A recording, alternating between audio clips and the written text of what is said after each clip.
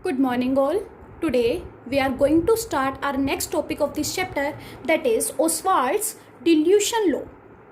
As I have told you in the first lecture of this chapter, that Ostwald's dilution law says that with increase in dilution, degree of dissociation will increase. Means if you will increase the concentration of water, that much degree of dissociation will increase.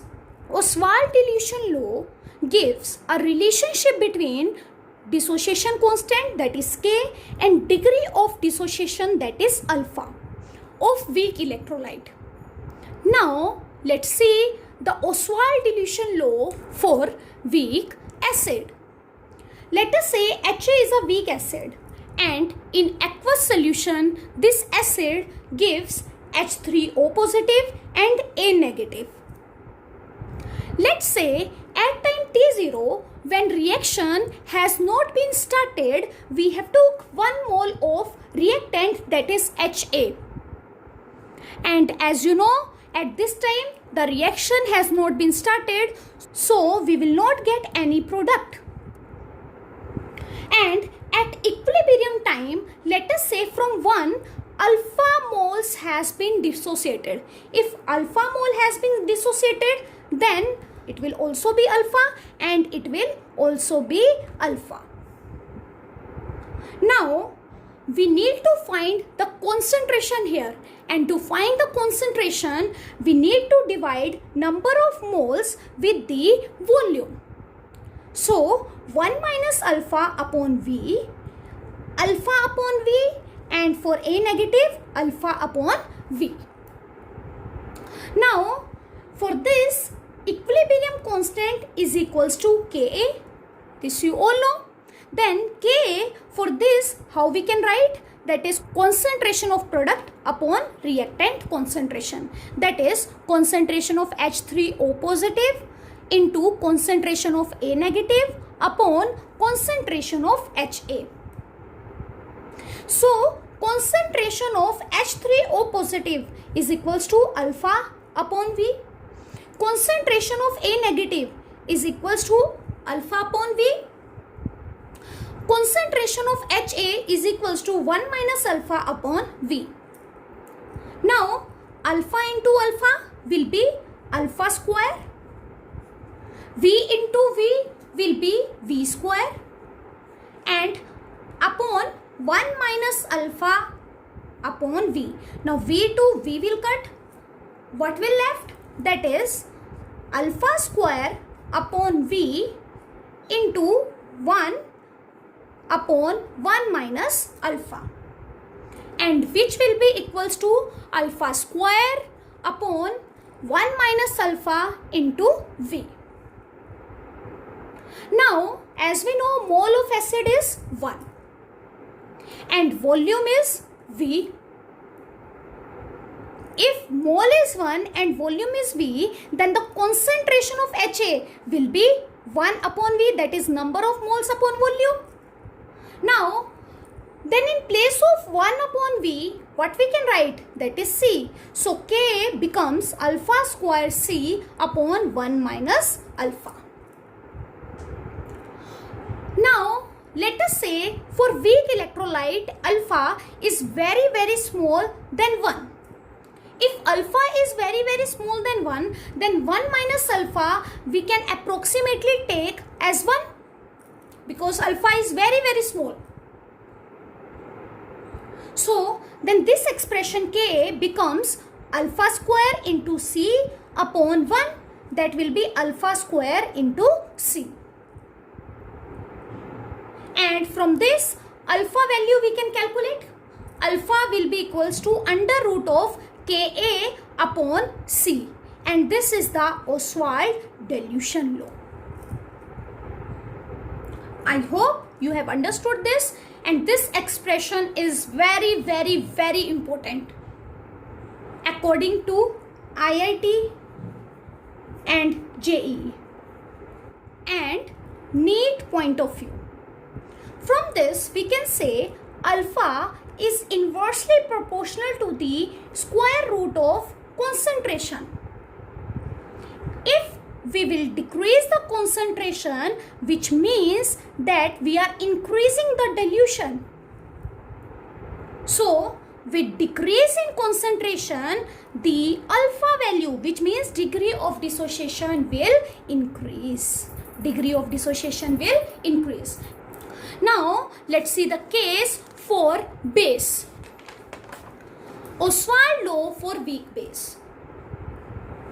Let us say BOH is a weak base, and in aqueous solution BOH gives OH negative and B positive. Now at time T0, let us say we have took 1 mole of BOH, and as you know, at this time the reaction has not been started, so the formation of product is 0. And at equilibrium time, let us say that out of 1, alpha moles has been dissociated. So it is 1 minus alpha. If alpha moles has been dissociated, then OH will be alpha and B positive will also be alpha. Now we need to calculate the concentration of these three. So to calculate the concentration, first we need to divide these number of moles with the volume. So 1 minus alpha upon V and alpha upon V. Now as you know, at equilibrium the dissociation constant for weak base is Kb, and Kb is equals to the concentration of product upon concentration of reactant, and concentration of product is, that is, concentration of OH negative into concentration of B positive upon concentration of BOH. Now the concentration of OH negative is alpha upon V, and the concentration of B positive is also alpha upon V, and the concentration of BOH is 1 minus alpha upon V. So if we will multiply alpha into alpha, will be alpha square, V into V will be V square upon 1 minus alpha upon V. Then V to V will cut, and what will left, that is alpha square upon V into 1 minus alpha.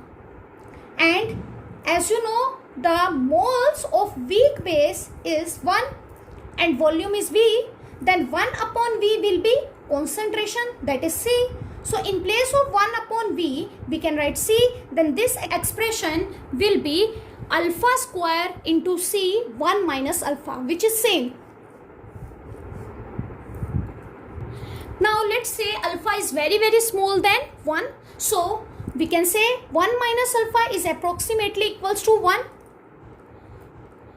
So this value is equals to alpha square into C, that is Kb. Now from this we can find the value of alpha, which will be equals to under root of Kb upon C.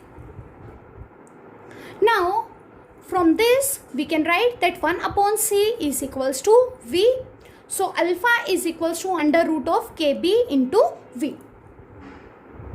Now from this it is clearly visible that alpha is inversely proportional to the under root of C, which means that with decrease in the concentration, that the value of alpha will increase, means degree of dissociation will increase. Now let's see one question, that at 25 degrees C, acid dissociation constant of HCN is 4.9 into 10 raised to the power minus 10.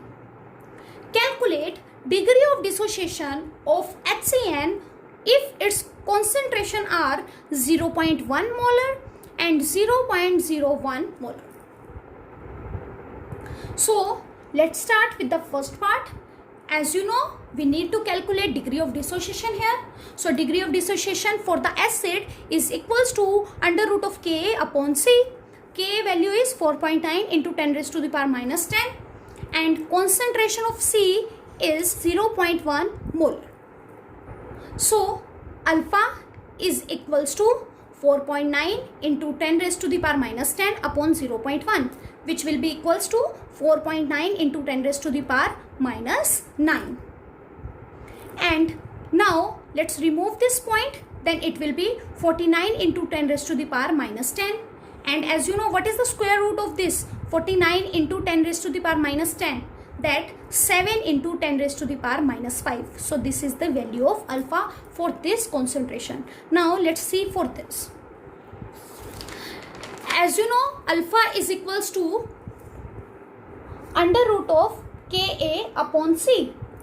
K is 4.9 into 10 raised to the power minus 10. The concentration given was 0.01. Then it will be equals to alpha into, then it will be equals to 4.9 into 10 raised to the power minus 8. Now if we will find the square root of this, then it will be 2.213 into 10 raised to the power minus 4. So this is the degree of dissociation for this concentration. Now let's see one more question. If Kw, that is dissociation constant of water, is given to you, that is 9 into 10 raised to the power minus 16, and they are asking that what is the concentration of H positive. Now as we know, water is neutral, so due to this the concentration of H positive ion is equals to the concentration of OH minus ions. Now Kw is equals to concentration of H positive and the concentration of OH negative. Kw is given 9 into 10 raised to the power minus 16. In place of OH negative, I can write H positive, because concentration of H positive is equals to concentration of OH negative. It will be equals to 9 into 10 raised to the power minus 16 is equals to concentration of H positive square. Now let's bring this square to this side, then it will be the square root of 9 into 10 raised to the power minus 16, which will be equals to 3 into 10 raised to the power 8. So it is the concentration of H positive. Now let's see the concept of pH and pOH. The concept of pH was given by Sorensen in 1909. pH of a solution may be defined as the negative logarithm of hydronium ion concentration or H positive ion concentration. Again, pH of a solution may be defined as the negative logarithm of H positive ion concentration or hydronium ion concentration. Similarly, the pOH is defined as the negative logarithm of hydroxide ion concentration. Let's see the relationship between pH and pOH. Kw is equals to concentration of H positive into concentration of OH negative. Now let's take log both side. Then it will be log Kw and it will be log concentration of H positive into concentration of OH negative. Now log A into B will be equals to log A plus B. Then I have written log H positive plus log concentration of OH negative. Now divide both sides by minus. Then it will be minus log Kw minus log H positive plus minus log concentration of OH negative. Then it will be minus log Kw. As you know, what is minus log concentration of H positive? It is pH. Then I have written pH. And what is minus log of OH negative? It is pOH. So I have written pOH. And what will be minus log of Kw? It will be pKw. It will be pKw. So this is the relationship between pH and pOH with pKw. At 25 degrees C, we know Kw is equals to 1 into 10 raised to the power minus 14. This you all know. Now if we will take log both side, then it will be log kW is equals to minus 14 log 10. Then log kW is equals to minus 14 log 10 is 1. Now let's bring this minus to this side, then it will be minus log kW is equals to 14 and minus log kW is equals to pkw, which is equals to 14. So in place of pkw I can write 14, which is equals to pH plus POH. Now at 25 degrees C, the pH is equals to POH. If pH is equals to POH, then this equation I can write like this, that pKw is equals to pH plus pH. So which is equals to pKw is equals to 2 pH. From this we can calculate the value of pH and it will be pKw upon 2. So with the help of this we can calculate the value of pH. What does it mean? If pKw is 20, then pH will be 10 and POH will also be 10. Now let's talk about the concept of pH scale. pH scale is the convenient scale for measuring the acidity and alkalinity of dilute solution. It have value from 0 to 14 and pH is equals to 7 represent the neutral solution. As we know, pH is equals to minus log of concentration of H positive. Now with this it is clear, if the concentration of H positive ion will increase, then the pH value will decrease due to this minus. And in pH, what P represent? P represent photons. Photons means power, or you can say strength of solution.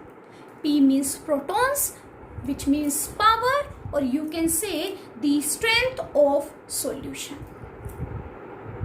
So I hope you have understood today's topic. So that's all for today. Have a nice day ahead.